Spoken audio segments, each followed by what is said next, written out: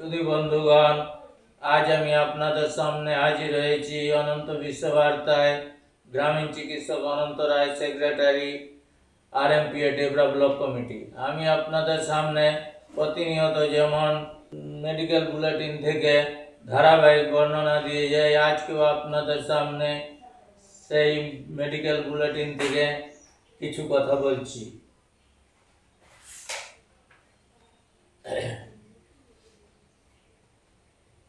Medical কলেজের জনৈক বন্ধুর সাথে কথা হচ্ছিল, বলছিলেন সমর চৌধুরী তো মেগালোম্যানিক, কিন্তু একজন চিকিৎসকের এহেন আচরণ তো বিভিন্নভাবে রোগীদের প্রভাবিত করতে পারে।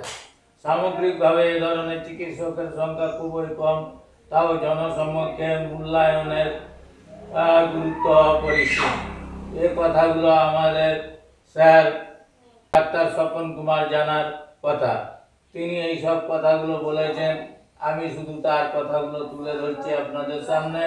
ডাক্তার চৌধুরীর প্রেসক্রিপশনটি রোগী কিনেছেন কারণ ক্রেতা সুরক্ষা আইন 1986 অনুযায়ী চিকিৎসা ক্রয়যোগ্য পণ্য, গবেষণা পণ্য।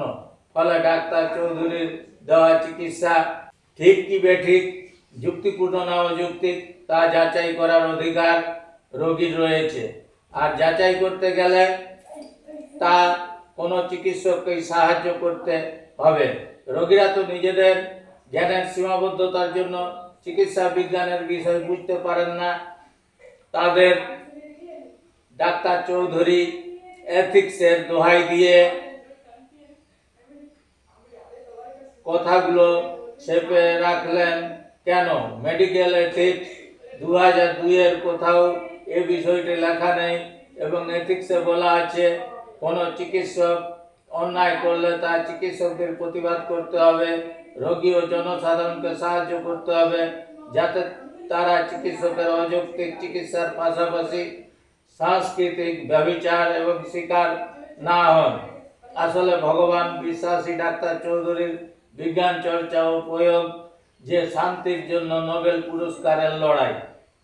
শুধু বন্ধুগণ, তাহলে আপনারা বুঝতেই পারছেন চিকিৎসা জগতের সব কিছুই আপনারা জানেন, আর আপনাদের কাছে বেশি কিছু বলার নেই। দয়া করে আপনারা আমার ভিডিওটাকে জনসাধারণের মাঝে পৌঁছে দেওয়ার জন্য শেয়ার করবেন বেশি বেশি করে, আর সাবস্ক্রাইব করবেন আপনাদের সামনে যাতে প্রথমে এই ভিডিওটা পৌঁছে যায়, তার জন্য যাতে আমার কষ্ট লাঘব হয়, তার জন্য আপনারা দয়া করে ভিডিওটাকে ছড়িয়ে দেবেন জনসাধারণের মাঝে। এই বলে আপনাদের সবাইকে আমার আন্তরিক ধন্যবাদ ও নমস্কার জানিয়ে বিদায় নিচ্ছি। অনন্ত বিশ্ববার্তা থেকে অনন্ত রায়, গ্রামীণ চিকিৎসক সেক্রেটারি আরএমপিএ ডেভেলপ কমিটি।